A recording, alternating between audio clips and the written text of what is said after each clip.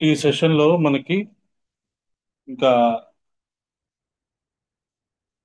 6 minutes ఉంది. వినపడుతుంది కదా మీకు? వినపడుతుందండి. క్లియర్‌గా ఉందండి. ఓకే, క్లియర్‌గా ఉంది. క్లియర్ గానే ఉంది కదా. 6 మినిట్స్ ఉంది. ఒక్కసారి ఎంతవరకు చూసుకుందాము. లాస్ట్ సెషన్ లో మనము అచ్చులు హల్లులు వీటి గురించి మాట్లాడుకున్నాము. ముఖ్యంగా మాతృకా వర్ణ రూపిణి శ్రీ మాతృకా వర్ణ రూపిణి నమః అనే ఆ, నామాన్ని మనం అర్థం చేసుకున్నాము. దాంట్లో అచ్చులని హల్లులు వాటి గురించి ఒకసారి గుర్తు చేసుకున్నాము. వాటి ముఖ్యంగా మన శరీరంలోనే అన్ని అక్షరాలు ఉన్నాయని చెప్పి నిరూపింపబడింది. దాని గురించి కూడా తెలుసుకున్నాము. శివుడు డమరుకం మ్రోగించగానే 43 శబ్దాలు వచ్చాయి. 14 సూత్రాల్లో ఉన్న శబ్దాలు 43. ఆ ఈ ఉన్ రు లుక్ ఏ ఓ ఐ ఔచ్ హాయావా రట్ లం జ నం झ भई घ डा दश ज बा ग डा दश ख फ छ ठ ध छ ట త ఖ పై స ష సర్ హల్. అంటే మనం ప్రాక్టికల్ గా ఆలోచిస్తే శివుడి యొక్క ఢమరుకాన్ని ఆ, ఋషులు ఆ, అలా విన్నారనమాట. అంటే భాష తయారు చేయాలని ఆలోచించిన వసిన్యాది వాగ్దేవతలు అలా అక్షరాలు అలా పికప్ చేసుకొని వాటికి సరిపోయేటట్టుగా మన శరీరాన్ని తయారు చేశారు. అది మనం అర్థం చేసుకోవాల్సింది. ఆ అక్షరాలు అంటే పదము పదార్థముగా మారుతుంది అంటాం. పదము పదార్థముగా మారుతుంది. ఆలోచన పదార్థముగా మారుతుంది. థాట్ క్రిస్టలైజ్ అవుతుంది. మనం ఏ ఆలోచన చేస్తే ఆ ఆలోచన మనము మనస వాచ కర్మణ చేస్తే ఆ ఆ పని జరుగు తీరుతుంది అని చెప్తుంటారు కదా. అలాగే మొట్టమొదట వచ్చిన ఆ శబ్దాన్ని వాళ్ళు పదాలకు మార్చి తర్వాత సృష్టిగా మార్చారన్నమాట. ఆ, బ్రహ్మ సృష్టి చేసే ముందు మొట్టమొదట అలా ఉంటుంది, అసలు ఏమి ఉండదు.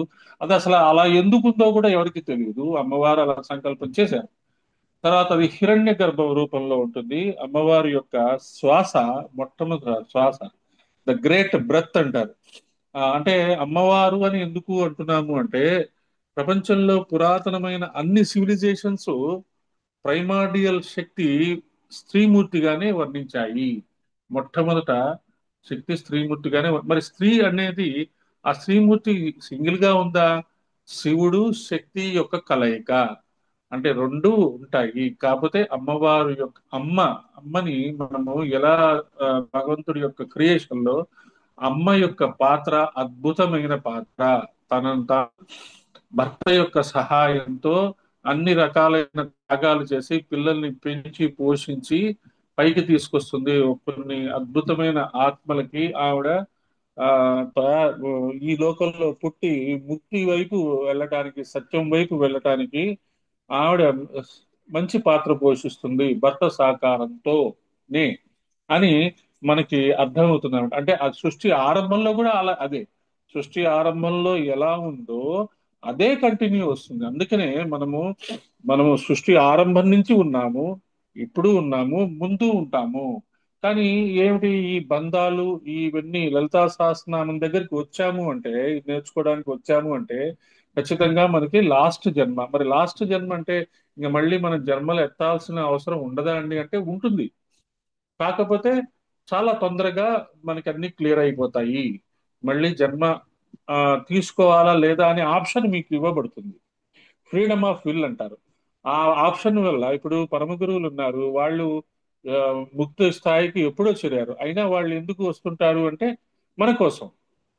వివేకానందుడు నా యొక్క చివరి సోదరి పృథ్వీ మీద ముక్తి పొందే వరకు నేను జన్మలు ఎత్తుతూనే ఉంటాను అంటాడు.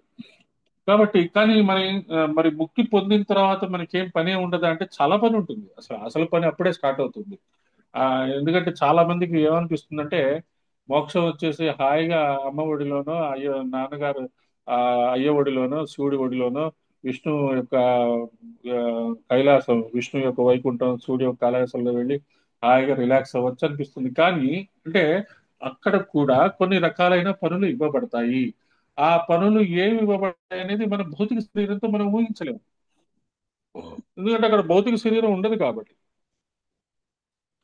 భౌతిక శరీరం భౌతిక శరీరం లేని పరిస్థితిలో జరిగే పనులు కానీ, చేసే వారు చేసే విషయాలు కానీ, చూసే విషయాలు కానీ మనం భౌతిక శరీరంతో అవగాహన చేసుకోలేము. పరమ గురువులు వాళ్ళు, గురువులు వాళ్ళు ఆ ఆ స్మృతులు ఉన్నాయి కాబట్టి వాళ్ళకి పూర్వజన్మల్లో జన్మకి ఈ జన్మకి మధ్యలో వాళ్ళు శరీరం లేనప్పుడు సూక్ష్మ శరీరంతో, కారణ శరీరంతో ఏం పనులు చేసేవారు అనేది వాళ్ళకి అవగాహన ఉన్నది కాబట్టి వాళ్ళు మనకి చెప్పగలుగుతున్నారు. మనకి కూడా ఆ అవగాహన రావాలి, అలాంటి విషయాలు తెలియాలి. ఈ శరీరం ఉన్నప్పుడే మనము దానికోసం కావాల్సిన ప్రయత్నాలు చెయ్యాలి. అట్లీస్ట్ బీజాలు నాటుకోవాలి. మనం అన్ని వదిలేసేసి హిమాలయాలకు వెళ్ళిపోవడం కాదు. మనకున్న responsibilities, nature is always right అన్నట్టు మనం ఎప్పుడు ఎక్కడ ఎలా పుట్టాలో అలాగే పుట్టాము. మనం ఇప్పుడు ఈ ఈ మూమెంట్ లో మనం ఎక్కడ ఉండాలో అక్కడే ఉన్నాము, కరెక్ట్ గా ఉన్నాము. కాబట్టి ఈ మూమెంట్ ని మనం ఉపయోగించుకుంటే, సరిగ్గా ప్రతి మూమెంట్ ని అలా ఉపయోగించుకుంటే, మన రెస్పాన్సిబిలిటీస్ ని వాటిని ఫుల్ఫిల్ చేసుకుంటూ ఉంటే ఖచ్చితంగా మనము ఆ రూట్ లోకి వెళ్ళిపోతాము. సరే, ఇలా మనము ఆ శివుడి యొక్క విషయాలు మనం తెలుసుకున్నాము. మరి అచ్చుల్ని కలపకుండా క చ ట అని మాట్లాడలేము. క ఈ ఆ కలిస్తే క, ఈ కలిస్తే కి అవుతుంది. ఎక్కడైనా మీకు వినపడట్లేదు అని అనిపిస్తే వెంటనే నాకు చెప్పండి. నేను వెంటనే దాన్ని అడ్జస్ట్మెంట్ చేసుకుంటాను. కానీ అచ్చులు హల్లులు అనేది కూడా మనం చాలా జాగ్రత్తగా తయారు చేసి ఉన్నవి అని మనం చాలా జాగ్రత్తగా అర్థం చేసుకోవాలి. అచ్చులు హల్లులు రెండు కలిస్తేనే వాగర్ధావివ సంపృక్తౌ అవుతుంది. అచ్చులు శక్తి రూపాలు, హల్లులు శివ రూపాలు. సో ఈ రెండు కలిస్తేనే శివశక్త్యాయుక్త అవుతుంది. శ్రీచక్రమే మాతృకా వర్ణ రూపిణి. శ్రీచక్రంలో అక్షరాలు కనపడకపోవచ్చు, కానీ అందులో ఉన్న బిందువులు, త్రికోణములు ఇవన్నీ వాటిని వివరిస్తాయి. శివుడు డమరుకం మోగించగానే 43 శబ్దాలు వచ్చాయి. అందులో 14 సూత్రాలు. మరి 43 శబ్దాలు అంటే ఏంటండి? శ్రీచక్రంలో ఉండేది 43 త్రికోణాలు. అది బండగా గుర్తు పెట్టేసుకోండి మీరు. 43 త్రికోణాలు, 43 పదం ఎక్కడికైనా కనపడంగానే మీకు వెంటనే ఎస్, శ్రీచక్రంలో త్రికోణాలు 43 అన్నట్టుగా మనం కొన్ని పదాలు, కొన్ని అక్షరాలు కానీ, కొన్ని పదాలు కానీ, కొన్ని నెంబర్స్ కానీ, కొన్ని సింబల్స్ కానీ మనం అలా గుర్తు పెట్టుకోవాలి. ఎందుకు గుర్తు పెట్టుకోవాలి అంటే మనకి డ్రీమ్స్ లో ఈ నెంబర్స్, ఈ సింబల్స్ కనపడతాయి.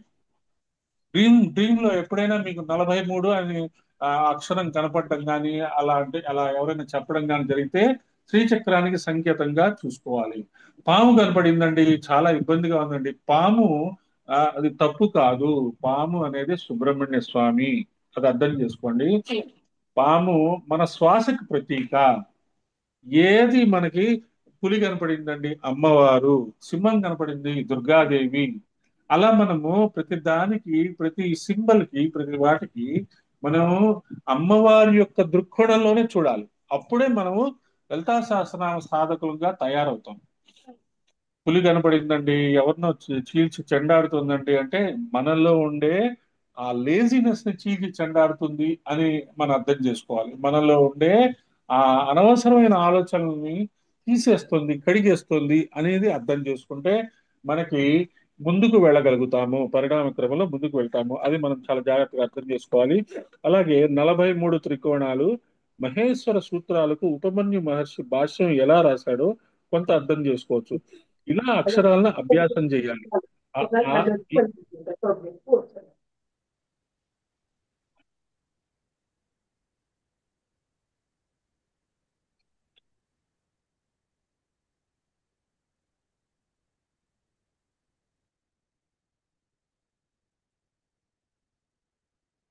ఆ ఆ ఈ ఉ ఊ ఇవి మళ్ళీ చెప్పుకుంటున్నాం. దీనికి తంత్రం కలిస్తే అం, ఆం, ఇన్, ఈన్. కానీ ఇది గురువు దగ్గర మాత్రమే నేర్చుకొని మాత్రమే మాత్రమే చేయాలి. అందుకని మాతృకా విద్య సామాన్యం కాదు. అందుకనే మనము కొన్ని కొన్ని బీజాక్షరాలు మన గురువులు చెప్పినవే. వారి సమక్షంలో కొంతమంది మన వాళ్ళు కొంతమంది అనుష్ఠానం చేసినవే మనం సాధనలో చేసుకుంటున్నాము. అది గుర్తుంచుకోండి. మనం వీక్లీ సాధనలలో కానీ, వారం వారం సాధనలో కానీ, మనం నవరాత్రుల్లో కానీ ఆ బీజాక్షరాలు లక్ష లక్ష చేయటం అంటే ఆ గురువులు చెప్పినవే బీజాక్షరాలు మనం చేసుకుంటున్నాము. ఉం? తర్వాత మాతృకాన్యాసం చేసి అమ్మవారి ఆరాధన చేయడాన్ని ప్రధానంగా చెప్తారు. ఉపాసకులకి ఇతర న్యాసాలున్నా లేకున్నా మాతృకాన్యాసం చేయమని చెప్పడంలో విశేషమైనది.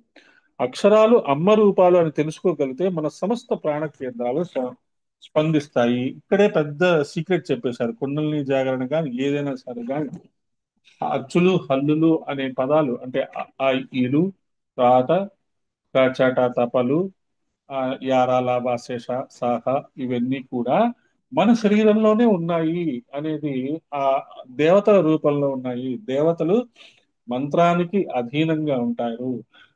ప్రతి దేవతకి ఒక మంత్రము, ఒక యంత్రము, ఒక తంత్రము ఉంటుంది. దానికి ఒక కనెక్టింగ్ స్పాట్ ఉంటుంది, మన శరీరంలోనే ఉంటుంది.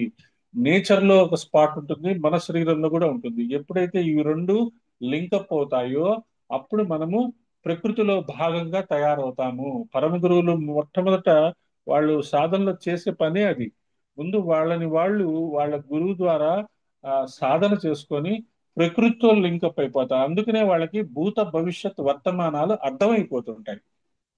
క్లియర్ గా తెలుస్తాయి ఏం జరుగుతుందో ఏం జరగబోతుందో. కానీ వాళ్ళు వాటిని కదిలించరు. మీకు ఎప్పుడైనా ఏదైనా విషయం తెలిసిందనుకోండి, వాటిని అవతల వాళ్ళకి ఎలా చెప్పాలి అనేది మీరు తర్జన భర్జన పడక్కర్లా. గురువుతో చెప్పుకుంటే చాలు. అవతల వాళ్ళకి ఎలా అది తెలియబడుతుందో వాళ్ళు చూసుకుంటారు. కాబట్టి అలాంటి విషయాలు మనకి ప్రకృతితో మనం ఎప్పుడైతే లింకప్ అయిపోతామో ఈ విషయాలన్నీ మనకి అవగతమవుతుంటాయి.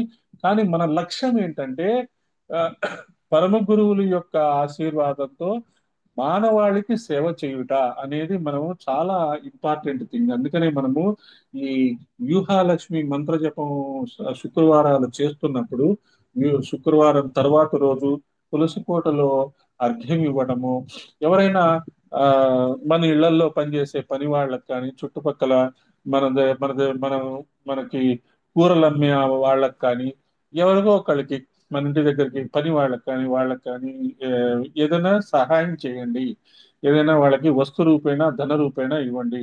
వాళ్ళని అమ్మవారి రూపంగా చెయ్యండి అని చెప్పి 9 వారాలు మనం చెప్తూ వస్తున్నాము. 9 వారాలు చేస్తున్నారు, అందరు చక్కగా చేస్తున్నారు. కొంతమందికి కళలు అది కూడా ఎందుకు నాకు స్ఫురణ వచ్చిందంటే, ఒకరికి ఎవరికో కళలో ఎవరికో ఇస్తున్నట్టు కళ వచ్చింది. అంటే ఇంకొకరికి ఏమో ఆ, వాళ్ళ ఇంటికి ఎన్నో రకాలైన, అంటే ఈ వ్యూహాలక్ష్మి మంత్ర జపం స్టార్ట్ అయిన తర్వాత ఆ, ఎన్నో రకాలైన పిండి వంటలు తయారు చేసుకొని వాళ్ళ తెలిసిన వాళ్ళ ఇంటికి వెళ్ళి వాళ్ళకి దగ్గరుండి తినిపిస్తున్నారట. ఇలాంటి కళలు వస్తున్నాయి. కళలు వచ్చేటప్పటికంటే ఏంటి అర్థము? ఆహా, వాళ్ళకి ఆ కళలు వచ్చాయి, వాళ్ళు పైకి వెళ్ళిపోయారు, వాళ్ళు చాలా అమ్మవారికి దగ్గర అయిపోయారు కాదు. ఏ కళ వచ్చినా దానికి రిఫ్లెక్టివ్ యాక్షన్ ఒకటి మనము ఫిజికల్ ప్లేన్ లో చేసుకోవాలి. నిన్న కూడా ఒక మేడం గారికి, ఆవిడకి కళలో పాము కాటు వేయటం అనేది జరిగిందట. ఇబ్బంది కలిగిందట. నేను కూడా వాళ్ళకి ఒకటే చెప్పాను. ఓకే, పాము కాటు వేసింది, మీకు ఇబ్బంది కలిగింది, మీరు న్యాచురల్ గా ఉన్నారు.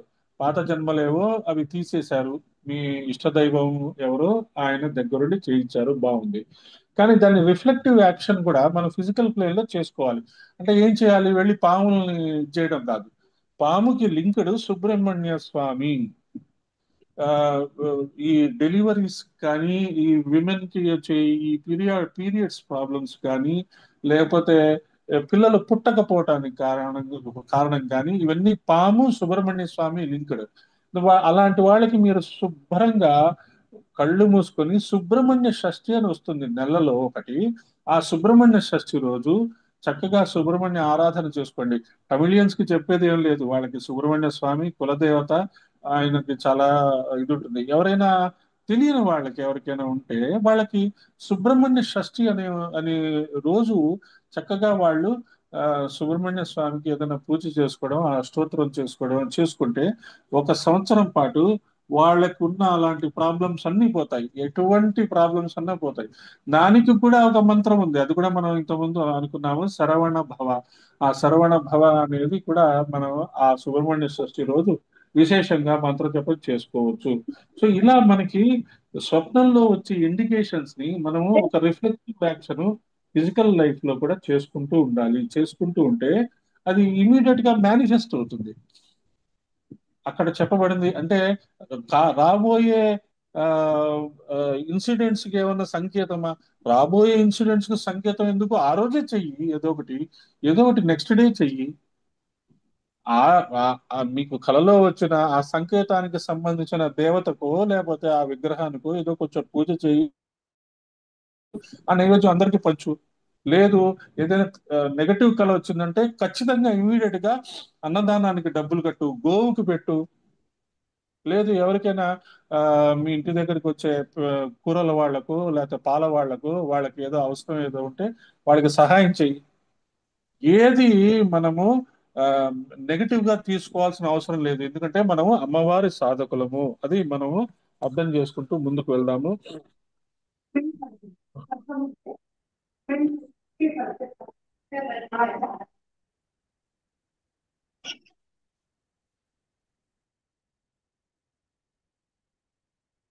మాతృకా వర్ణ రూపిణి వెంటనే మహా కైలాస నిలయ రావడంలో అర్థం ఏమిటి పరిశీలించాలి.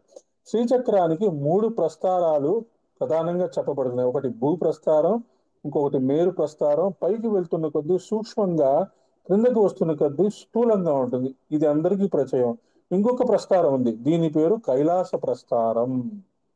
ఇది కూడా మనము చాలా, కైలాసం అంటే అక్కడెక్కడో ఉన్నది అని కాదు, అది కూడా డిస్కస్ చేసుకున్నాం. మహా కైలాస నిలయ, అది మళ్ళీ ఇంకొకసారి గుర్తు చేసుకుంటాం. శివుని లోకం 14 ఆవరణల మహా కైలాసం. ఆ తర్వాత ఉంటుందన్నమాట వైకుంఠము, కైలాసము, బ్రహ్మలోకము, ఆ తర్వాత రాధాలోకము, కృష్ణలోకము, ఆ తర్వాత మిగతా గురువులకు కొన్ని లోకాలు ఉంటాయి. వీటన్నిటికీ అవతల మణిద్వీపం ఉంటుంది. అంటే ఎంత ఆ, మనం దూరంగా ఉన్నది అమ్మవారు, అంత దూరంగా ఉన్నా మనకి దగ్గరగా మన హృదయంలో కూడా ఉంటుంది.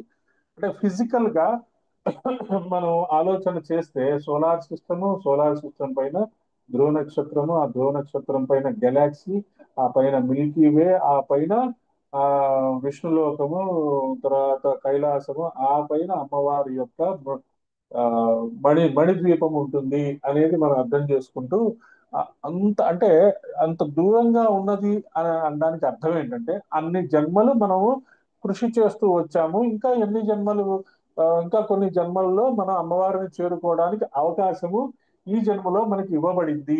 చాలా కొద్ది జన్మల్లోనే, ఈ జన్మలోనే అయిపోవచ్చు మనకి ఖచ్చితంగా, కానీ అది సర్టనిటీ అనేది లేదు, కానీ మనం ప్రయత్నం చేస్తూ ఉంటాము. సో మహా కైలాస నిలయ కూడా ఎందుకు వచ్చింది అంటే దాని గురించి కూడా చెప్తున్నారు. కైలాసం అనే మాటకి మరొక అర్థం చెప్తూ, కా అంటే శిరస్సు, బ్రహ్మ అని రెండు అర్థాలు ఉన్నాయి. ముందు చెప్పుకున్నాం, కే శిరసి శివ శివయోర్లాసో నృత్యమస్మిన్ ఇది కైలాస. కే అంటే శిరస్సు నందు, అనగా సహస్రారమునందు లాస్యము జరుగుతోంది. కైలాసము, లాసము అంటే ఉల్లాసము అనే మాట వచ్చింది. ఆనందమైన స్థితిని లాసము అంటారు. అందుకనే కై కైలాసము, కైలాసము. ఈ లాసము సహస్రారమునందు జరుగుతూ ఉంటుంది. సవయోర్ లాసో నృత్య అన్నారు. ఈ అంటే మనకి రెగ్యులర్ గా కుండలిని సాధన గురించి చెప్తూ, కుండలిని కింద నుంచి పైకి ఎలా మూవ్ అవుతూ ఉంటుంది, మన సుషుమ్న నాడిలో మూవ్ అవుతూ ఉంటుంది. ఒక ఆ చాలా ఫాస్ట్ గా కిందకి మూవ్ అవుతూ ఉంటుంది. ఒక స్టేజ్ లో అది వెళ్ళి సహస్రారాన్ని టచ్ చేసినప్పుడు అక్కడ సోమరసం అంటే శివుడి యొక్క నెలవంక, అంటే చంద్రుడు, శివుడి జటాజూటంలో చంద్రుడు ఉంటాడని చెప్తారు కదా, దాని అర్థాన్ని అలా చూసుకోవాలి. నిజంగా శివుడు అలా ఉంటాడా ఉండడా మనకు తెలియదు, అవసరం లేదు. కానీ మన శరీరంలో కూడా ఆ ఆస్పెక్ట్ ఉంటుంది, ఆ సోమరసం ఉంటుంది. ఎప్పుడైతే మనం సాధన చేస్తూ ఉన్నప్పుడు, ఈ కుండలిని జాగరణ జరిగినప్పుడు పైకి వెళ్ళి ఎప్పుడైతే ఆ నెలవంక స్థితిని ఆ మహా కైలాసాన్ని మన సహస్రార చక్రంలో టచ్ అవుతుందో అప్పుడు అక్కడి నుంచి సోమరసం వస్తుంది. ఆ సోమరసము మన శరీరంలో అంతా వచ్చేస్తుంది. రక్తము బదులు ఆ సోమరసం ఆ తయారవుతుంది. అప్పుడు మనకి ఆకలి దప్పులు ఇవేమి ఉండవు. Then you become a living god అన్నమాట. అటువంటి శరీరము మనకి ఆ ఆ శరీరం కలిగే భవిష్యత్తు మనందరికీ ఉన్నది. లలితా సహస్రనామ సాధకులకు అందరికీ ఉన్నది. అటువంటి శరీరం దొరికిందనుకోండి, ఇక ఏముంది, మనకి సెల్ఫిష్నెస్ అనేది ఉండదు. ఎందుకంటే ఈ ఈ ధర్మార్థ కామ మోక్షముల సంగతి తర తర్వాత కామ క్రోధ లోభ మోహ మదమాత్సర్యాలు ఉండవు. గ్రీడినెస్ ఉండదు, జలసీ ఉండదు.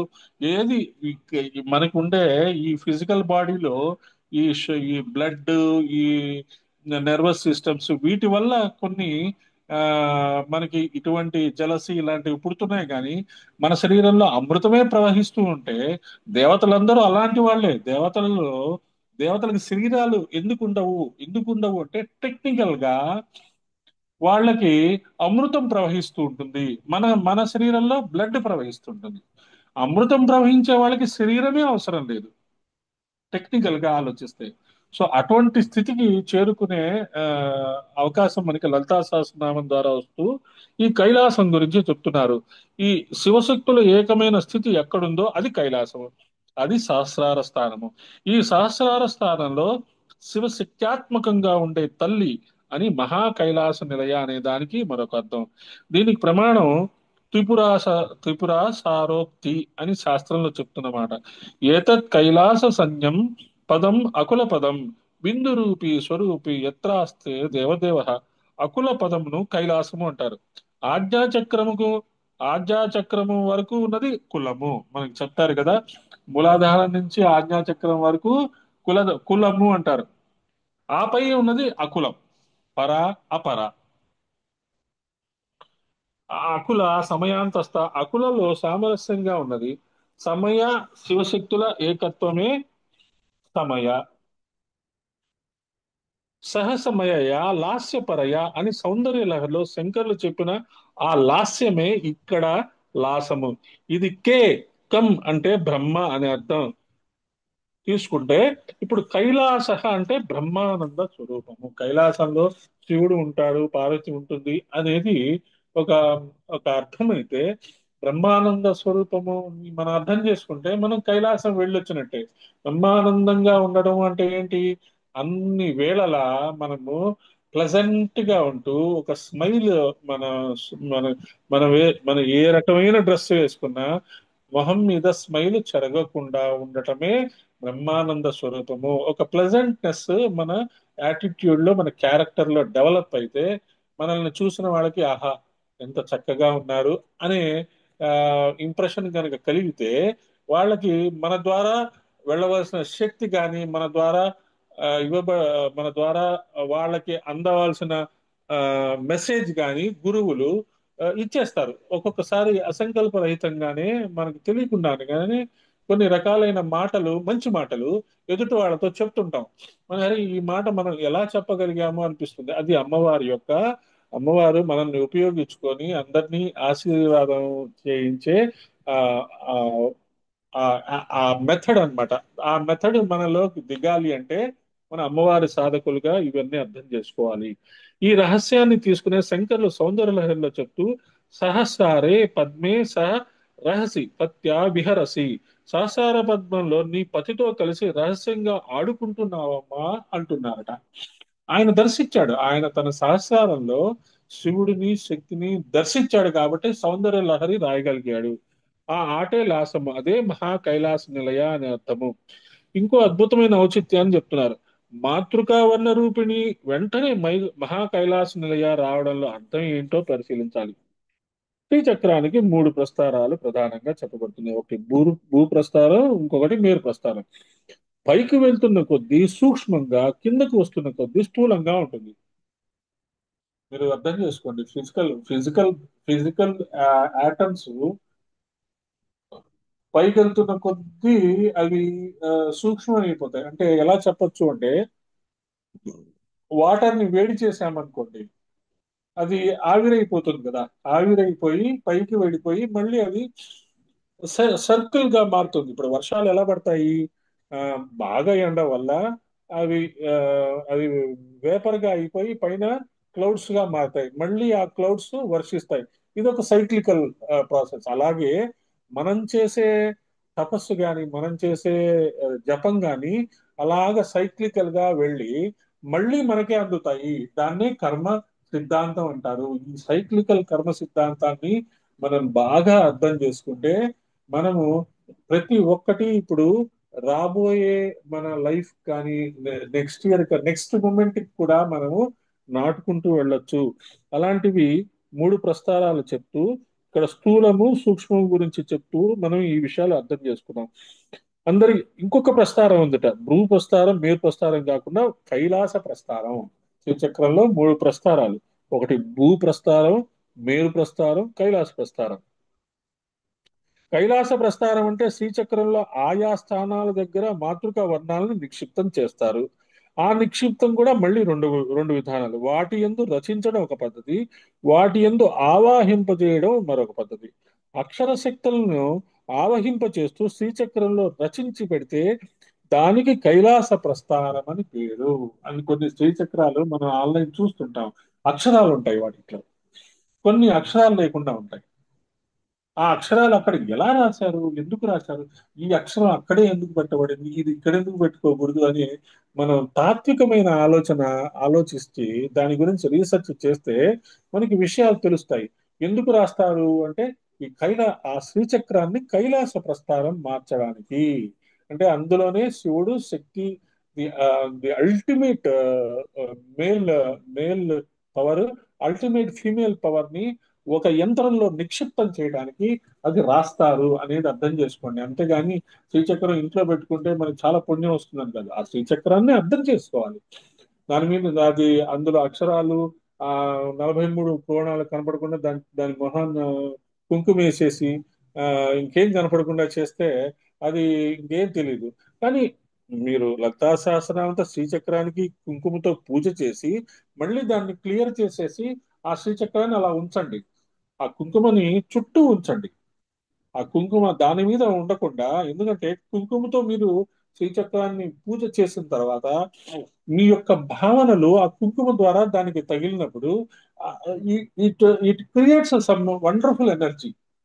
ఆ అద్భుతమైన ఎనర్జీని అది జనరేట్ అవుతుంది. ఆ జనరేట్ అయిన ఎనర్జీని కరెక్ట్ గా మనకి ప్రసరింప చేయాలి అంటే ఈ కుంకుమ అడ్డం కాకూడదు. ఆ కుంకుమని చుట్టూ, ఆ కుంకుమ మెల్లగా కిందకి తీసేసి చుట్టూ ఉంచేస్తారు అనుకోండి, చక్కగా ఆ కుంకుమ కూడా ఆ ఎనర్జీ అంటుతుంది కాబట్టి ఆ కుంకుమ అందరికీ పంచొచ్చు. ఇది ఒక పద్ధతి. ఇలా మనం చేసుకుంటూ ఉండాలి. అందుకనే ఇక్కడ ఏం చెప్తున్నారు, ఆ అక్షరాలలో శ్రీచక్రంలో అక్షరాలు కనుకుంటే అది కైలాస ప్రస్థారం అని చెప్తున్నారు. మాతృకా వర్ణాలు కలిసి శ్రీచక్రాన్ని కైలాస ప్రస్థారం అంటారు. ఇది మాతృకా వర్ణ రూపిణి వెంటనే మహా కైలాస నిలయ అని చెప్పడంలో ఉండే లాజిక్ అన్నమాట. తర్వాత మృణాల మృదుదోర్లత, శ్రీ మృణాల మృదుదోర్లతాయై నమః. ఈ నామంలో అమ్మ ఎంత మెత్తనిదో చెప్తున్నారు. మృణాలము అంటే తామర తూడు. మీకు తెలుసు కదా, తామర తూడు గురించి ఇంత ముందు కూడా మనము డిస్కస్ చేసుకున్నాము. చాలా సన్నటి గొట్టంలాగా ఉంటుంది. అది మన శరీరంలో ఆ, ఉన్నట్టుగా భావన చేసుకొని కుండల్ని మన వెర్టిబ్రల్ కాలం ఉంటుంది, వెన్నెముక.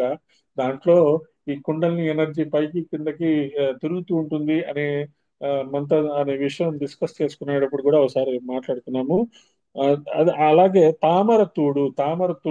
మీరు తామర పువ్వు తెలుసు కదా, మనం అమ్మవారికి పెడుతుంటాం కదా. ఆ కింద స్టెమ్ ఉంటుంది. ఆ స్టెమ్ ఎంత సన్నగా, ఎంత మృదువుగా ఉంటుంది, చక్కగా. దానిపైన ఆ ఫ్లవర్ ఉంటుంది. ఆ ఫ్లవర్ అలా అమ్మవారికి పెడతాము. ఆ తూడు అంత సున్నితంగా ఉంటుంది సార్ మనలో.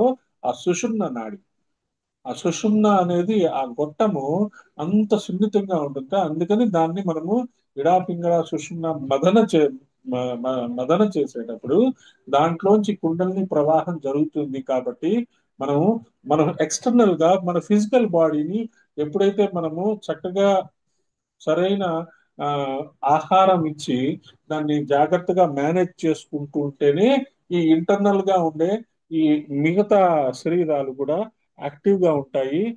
మిగతా నాడులు కూడా యాక్టివ్ అవుతాయి. దానికి మనకి అమ్మవారి యొక్క విశేషాలు కూడా చెప్తారు. ఫ్రూట్స్ తినాలి, డ్రై ఫ్రూట్స్ తినాలి, మన శరీరానికి మంచి పౌష్టికమైన ఆహారం ఇవ్వాలి.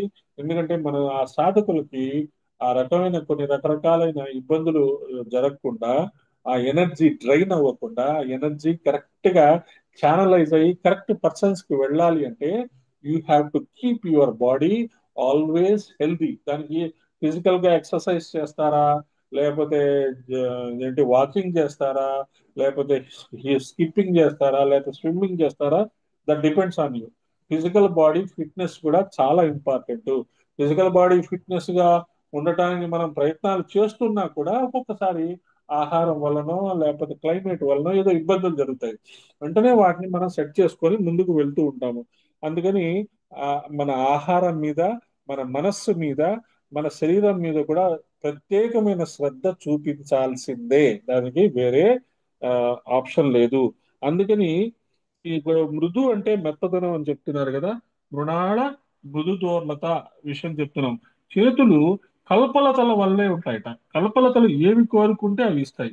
అమ్మ చేతులు ఏవి కావాలంటే అవి ఇస్తాయి. భక్తి మత్ కల్పలతిక అని కూడా అమ్మవారికి మరొక నామం. కావలసినవన్నీ ధర్మ అర్థ కామ మోక్షములు అనే నాలుగింటిలో దేనికో ఒక దానికి క్రిందకు వస్తాయి. ఆ నాలుగు ఇవ్వాలి కనుక అమ్మవారికి నాలుగు చేతులు. అమ్మవారికి నాలుగు చేతులు ఎందుకుంటాయండి, 10 చేతులు ఎందుకుంటాయండి, దత్తాత్రేయుడి 3 తలలు ఎందుకుంటాయంటే సింబాలిక్ అన్నమాట. వాళ్ళకి ఏ రకమైన మనకి కోరికలు ఉన్నా ఆ కోరికలన్నీ 4 డివిజన్స్ చేస్తుంటాం. ఒకటి ధర్మమైన కోరిక, ఒకటి అర్థమైన కోరిక, ఒకటి కామమైన కోరిక, ఒకటి మోక్షమైన కోరిక. ధర్మమైన కోరిక అంటే ఏంటి? నాకు పిల్లలు పుట్టాలి, ఆ పిల్లలు పైకి రావాలి, వాళ్ళు చక్కగా సెటిల్ అవ్వాలి, ఆ చక్కగా సెటిల్ అయ్యి నేను ప్రశాంతంగా ఉండాలి, నాకు మంచి వాతావరణం ఉండాలి. ఇట్ ఈస్ ఇది ప్రతి ఒక్కళ్ళకి మినిమం రిక్విజిట్. పిల్లలు పుట్టిన తర్వాత వాళ్ళు ఇబ్బందులు పడుతుంటే ఏ తల్లిదండ్రులకైనా ఇబ్బందే. వాళ్ళ గురించి, వాళ్ళ ఉన్నతి గురించి మనం ఆలోచించడంలో ఏ తప్పు లేదు. అందులో సెల్ఫిష్నెస్ అనేది లేనే లేదు. అది జాగ్రత్తగా అర్థం చేసుకోండి. ఇక అర్థము అంటే ఏమిటి? మనకు కావాల్సిన వనరులు. ఈ వనరులు మనం ఏ ఏ మన పిల్లలకి ఏదైనా మనం ప్రొవైడ్ చేయాలన్నా, ఏదైనా కార్యక్రమాలు అవన్నీ చేయాలన్నా కొన్ని రిసోర్సెస్ కావాలి. ఆ రిసోర్సెస్ మినిమం రిసోర్సెస్. మనమేమి కోట్లు గీట్లు కావాలని అనుకోవట్లేదు. చాలా మంది అనుకుంటారు, ఆహా నాకు కనుక ₹1,00,00,000 వస్తే వెంటనే నేను ఆ, ఒక ఆర్ఫనేజ్ కట్టిస్తాను, ఒక ఒక ఏంటి అన్నదానం చేసేస్తానంటారు. కానీ ఆ డబ్బులు వచ్చే టైంకి వీడి మనసు మారిపోతుంది.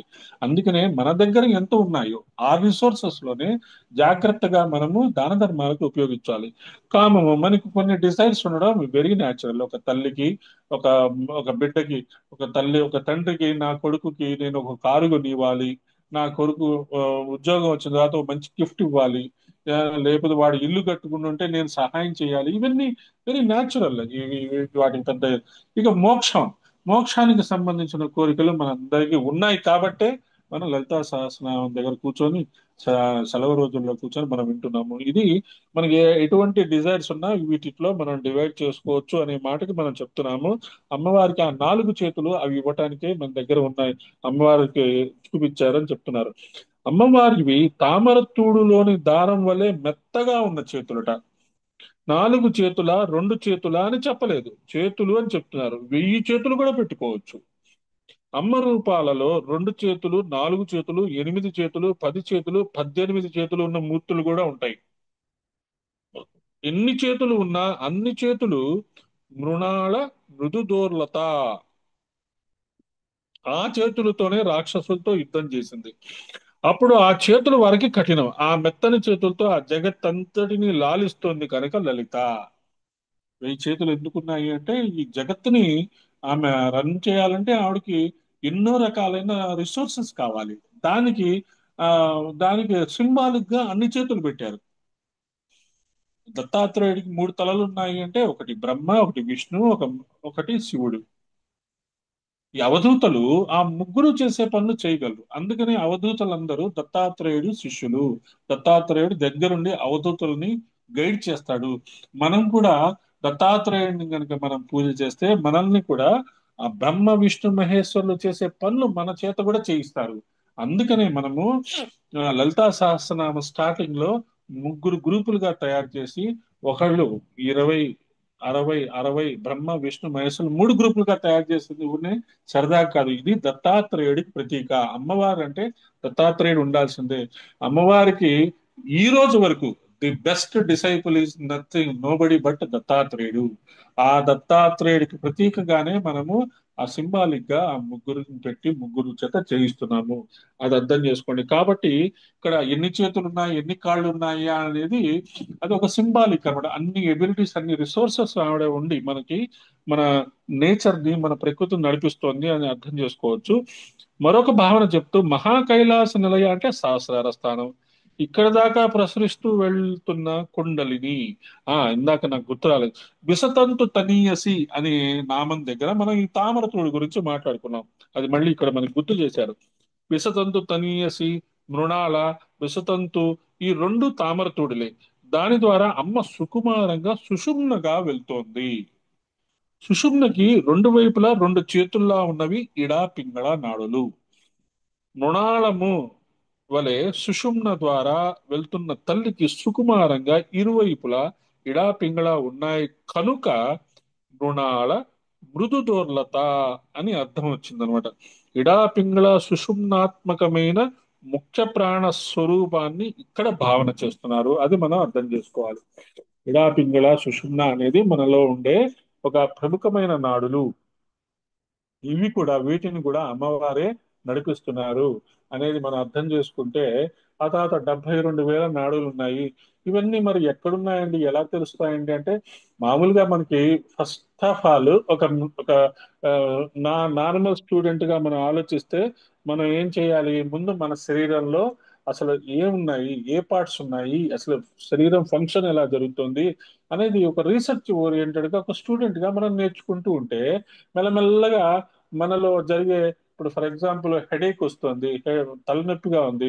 తలనొప్పిగా ఉంటే ఏం చేస్తాము? వెంటనే మాత్ర వేసుకుంటాం, తలనొప్పి తగ్గుతుంది. కడుపులో ఏదైనా ఇబ్బంది అనిపిస్తుంది, ఏంట్రా బాబు ఎందుకు ఇబ్బందిగా ఉంది, ఏం తిన్నావా అని ఆలోచిస్తాం కదా. ఆలోచించుకొని అరే అరే, అది తిన్నందువల్ల ఇలా అయింది, ఇంక నుంచి అది మనం తినకూడదు అని డిసైడ్ చేసుకుంటాం కదా. ఇదంతా ఏంటి? మన శరీరంలో ఉండే ఆ రియాక్షన్స్ ని మనం అబ్జర్వ్ చేసుకుంటున్నాం కదా. ఇలాగే ఇంకా జాగ్రత్తగా మనం అర్థం చేసుకోవాలి. మన మన కళ్ళు, మన చెవులు, మన ముక్కు, మన నోరు, ఆ తర్వాత కంఠము, మన యొక్క లంగ్స్, ఆ తర్వాత మన లివరు, మన stomach, big intestine, small intestine, మన థైజ్, మన ప్రొక్రియేటివ్ ఆర్గన్స్, ఈ మోకాళ్ళు, ఈ ఆ, ఈ తర్వాత కాఫ్ మజిల్స్, పాదాలు, వీటిని కూడా మనం అప్పుడప్పుడు కాస్త ఒక స్టూడెంట్ లాగా కనుక అర్థం ఆ, చేసుకుంటుంటే అది అసలు ఎలా ఫంక్షన్స్ చేస్తున్నాయి, ఎలా మన తిన్న అన్నము అది రక్తంగా ఎలా మారుతుంది, ఆ రక్తం ఎలా ప్రసరిస్తుంది, అసలు హార్ట్ ప్రాబ్లం ఏంటి, హార్ట్ యొక్క వర్క్ ఏంటి, లంగ్స్ ఏం చేస్తాయి, నాస్ట్రిల్స్ ఏం చేస్తాయి, కళ్ళు ఏం చేస్తాయి, ఇది ఒక రీసెర్చ్ ఓరియంటెడ్ గా మనం తెలుసుకుంటూ ఉంటే మనకి ఆ అంతర్ముఖ సమారాధ్య బహిర్ముఖ సుదుర్లభ అది కూడా అర్థమవుతుంది. నువ్వు శరీరంలో అసలు యాక్చువల్ గా ఏం జరుగుతుందో అది మనకు తెలియట్లే. యాక్చువల్ మెకానిజమే మనకు తెలియట్లేదు. ఎందుకంటే ప్రకృతిలో ప్రకృతిలో మనం అందరం ప్రకృతిలో మనం చూడాలి అనుకుంటుంటాం. అంటే ఇప్పుడు సైక్లికల్, ఇందాక వర్షం గురించి మాట్లాడుకున్నాం, ఎండ గురించి మాట్లాడుకున్నాం, సీజన్స్ గురించి మాట్లాడుకున్నాం. వీటి ఇలా ఉంటాయి, ఎండని బట్టి మనం ప్లాన్స్ చేసుకుంటాం. అలాగే మన శరీరంలో కూడా ఈ సీజన్స్ ఉంటాయి. మన శరీరంలో కూడా మనకి వృద్ధాప్యం వచ్చేటప్పుడు మన యొక్క ఆర్గన్స్ కొంచెం కొంచెం వర్క్ తగ్గిపోతుంటుంది. దానికి రెగ్యులర్ గా మనం వ్యాయామం అలాంటివి చేస్తూ యోగా చేస్తుంటే అవి ఎప్పుడు యాక్టివ్ గా ఉంటాయి. ఇదంతా మెకానిజం ఆఫ్ యువర్ బాడీ. ముందు అసలు మన బాడీ మెకానిజం మనకు తెలుసుకుంటే ఆ తర్వాత సోల్ మెకానిజం గురించి మనం అర్థం చేసుకోవచ్చు. ఇదంతా సిలబస్సే, ఇదంతా అమ్మవారి యొక్క సిలబస్సే. అమ్మవారిని సంపూర్ణంగా అర్థం చేసుకోవాలి అంటే ఈ సిలబస్ అంతా కొంచెం కొంచెం అన్న అట్లీస్ట్ అబ్బా ఇప్పుడు ఏం నేర్చుకుంటామండి, బయాలజీ, జువాలజీ ఇలాంటివన్నీ అంటే ఆ, కొంచెం అలవాటు చేసుకుంటే ఈ మళ్ళీ జువాలజీ, ప్లాంట్స్ లో ఈ ఆ, ఏంటిది ఫోటోసింథసిస్ ప్రక్రియ జరుగుతుంది. సూర్యుడు యొక్క రేస్ ని తీసుకొని అది వాటిని ఆ, బలంగా మార్చుకుంటాయి. ఇలాంటివన్నీ ప్రకృతిలో జరిగే అద్భుతాలు. ఇవి కూడా మనం కొంచెం కొంచెంగా అట్లీస్ట్ తెలుసుకుంటూ ఉంటే ఈ రహస్యాలన్నీ మనకి ఇంకా బాగా అర్థమవుతాయి. తర్వాత మహనీయ, శ్రీ మహనీయాయే నమః. గొప్పది గనక అమ్మవారిని మహనీయ అన్నాము. ఆ పెద్ద దానికి ఎక్కువ డిస్కస్ చేయాల్సిన అవసరం లేదు. మహః పూజాయాం అనే ధాతు ప్రకారంగా మహనీయ అంటే పూజింపదగినది, పూజింపబడేది అనేది అర్థము. ఆ తల్లి పూజకు యోగ్యురాలు. హరిహర బ్రహ్మాదులందరి చేత పూజింపబడే తల్లి కనుక మహనీయ. అందుకనే హరి, హరుడు, బ్రహ్మ ముగ్గురు పూజిస్తారట అమ్మవారిని. తర్వాత దయామూర్తి, శ్రీ దయామూర్తి అయిన మూర్తి ప్రకటింపబడిన స్వరూపము. దయ ఒక మూర్తి ధరిస్తే అది అమ్మవారు. అమ్మ అణు అణువు దయయే, ఎప్పుడు కఠినంగా ప్రవర్తించదు. కాఠిన్యం ఉందనుకుంటే అది మన అజ్ఞానము. మరి ఎట్లాగండి, మరి మనకి కష్టాలు జరుగుతున్నాయి కదండి అంటే, మన పిల్లలు ఎప్పుడైనా తప్పుదారిని వెళ్తే మనం కోపడతామా లేదా, కొడతామా లేదా? ఈ రోజుల్లో ఎవరు కొట్టట్లేదు అనుకోండి. చిన్నట మా అప్పుడైతే ఆ, ఏదైనా తప్పు పని చేస్తే లాగిచ్చి ఒక్కటి కొట్టేది మా అమ్మ చెంప మీద, అంతే. సెట్ అయిపోయేది, మళ్ళీ ఆ తప్పు చేసేవాళ్ళం కాదు. అలా ఈ రోజుల్లో పిల్లల్ని ఎవరు కొట్టడం కానీ తిట్టడం కానీ చెయ్యట్లేదు. కానీ డైనమిక్ గా వాళ్ళని మనం మౌల్డ్ చేసుకోవాలి. వాళ్ళకు కూడా కొంచెం తల్లిదండ్రుల భయం అనేది ఉండాలి. అది మనం చాలా జాగ్రత్తగా అర్థం చేసుకోవాలి. ఆ ప్రిన్సిపలే అమ్మవారి దగ్గర కూడా పనిచేస్తుంది. కష్టాలు రాగానే అయ్యో మేమేం పాపాలు చేసామంటాం. పిల్లలు పిల్లల్ని మనం కోప్పడంగానే మేమేం తప్పు చేసామంటాం. వాళ్ళ దృష్టిలో అది కరెక్టే, కానీ పెద్దవాళ్ళ దృష్టిలో అది తప్పు. ఒరే నాయనా నువ్వు చేసింది తప్పురా అంటే, లేదమ్మా నేను నేను కరెక్టే చేశాను, నేను తప్పు చేయలేదంటాడు. లేదు నాయనా నువ్వు ఇలా ఇలా చేయకూడదు, ఇది మనకి ఫ్యూచర్ లో మనకి ఇబ్బంది అవుతుంది, ఇలాంటి చేస్తే మనకి చాలా ఇబ్బంది, అనుభవంతో చెప్తున్నాను అంటాం. అని వాళ్ళని కన్విన్స్ చేస్తాం. అలాగే అమ్మవారు కూడా మనకి ఆ కష్టాలు అలాంటివి ఇచ్చినప్పుడు కూడా మనము వాటిని అనుభవంతో మనకి ఇచ్చారు. మనకి అది అలవాటు చేయడానికి, అలాంటి మన శరీరాన్ని దృఢం చేయడానికి, మన మానసిక దౌర్బల్యాన్ని తీసేయడానికి, ఈ మెంటల్ వీక్నెస్ ని తీసేయటానికి, భయము, ఆ, ఆ, అధైర్యము, ఆ, సాహసం లేకుండా ఉండట, పిరికితనము, ఇవన్నీ పోగొట్టడానికి మనకి కొన్ని కష్టాలు వస్తాయి. వాటిని ధైర్యంగా ఎదుర్కొని మనం నిలబడితే మనము 10 మందికి ఇన్స్పిరేషన్ గా ఉంటాము. చూడండి, ఆవిడకి అన్ని ప్రాబ్లమ్స్ ఉన్నా ఆవిడ చక్కగా ఎప్పుడు సాధన తప్పదు. ఎప్పుడు 10 మందిని పిలిచి చక్కగా అన్నం పెడుతుంది. ఆయన కూడా అంతే. ఆయన వాళ్ళ ఆవిడకి బాగా సహకారం చేస్తారు అనేది మనము అలాంటి లైఫ్ ని గనక మనం తయారు చేసుకోగలిగితే అమ్మవారి యొక్క నిజమైన సాధకులుగా మనం తయారవగలము. అమ్మ రాక్షసుల్ని చెండాడమా అన్న కఠినరాలని అనకూడదని దేవతలు అంటారు. చిత్తే కృపా సమర నిష్ఠురత చ దృష్ట వైరిష్యపి ప్రకటితైవ దయా త్వయర్థం. తల్లి శత్రువుల యందు కూడా దయనే ప్రకటించావు. ఎందుకంటే వాడిని చంపేసింది రాక్షసుల్ని. అలా కాకుండా వాళ్ళని చంపకుండా వాళ్ళని కట్టేసేసి వాళ్ళని కొన్ని జన్మల వరకు నువ్వు ఇలాగే బ్రహ్మరాక్షసుడిగా ఉండిపో, నువ్వు కదలిక లేకుండా ఉండిపో అని శపించింది అనుకోండి, అది నరకమే కదా. అలా కాకుండా వాడిని డిస్ట్రక్షన్ చేసేటప్పటికి ఆ, వాడికి క్లియర్ అయిపోయింది. అలా అది కూడా దయ, అది కూడా అమ్మవారి యొక్క లవ్ అండ్ కంపాషన్ అని చెప్తున్నారు.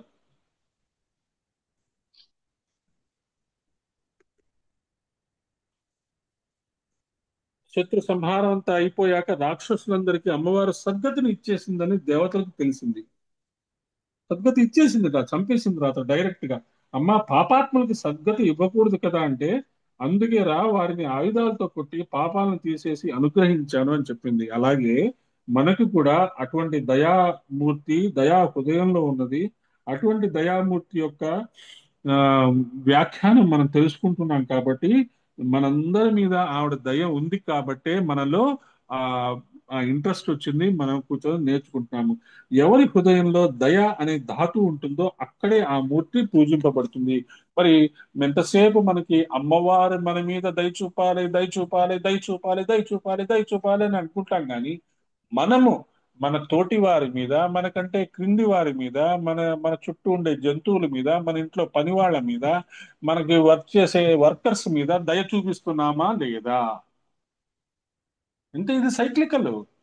మీరు లాజికల్ గా కరెక్ట్ గా మీ దగ్గర ఉన్న పని వాళ్ళతో కానీ మీ ఇంటికి వచ్చే వాళ్ళతో కానీ వాళ్ళ దగ్గర బేరాలు చేసి, వాళ్ళు కష్టపడి పనిచేసే వాళ్ళు వాళ్ళ దగ్గర బేరాలు చేసి 10 రూపాయలు అంటే 2 రూపాయలకి ఇవ్వాలి అని చెప్పి వాళ్ళని ఇబ్బంది పెట్టి, ఇలా కాకుండా లాజికల్ గా రీజనింగ్ గా చక్కగా వాళ్ళకి కనుక దయ చూపించి మనం గనక చూసుకుంటూ ఉంటే మనలో కూడా అమ్మవారు దిగుతారు. మన ద్వారా ఎంతో పని జరుగుతుంది. అది మనం అమ్మవారి యొక్క దయామూర్తి యొక్క విషయం అర్థం చేసుకోవడం ఇంపార్టెంట్.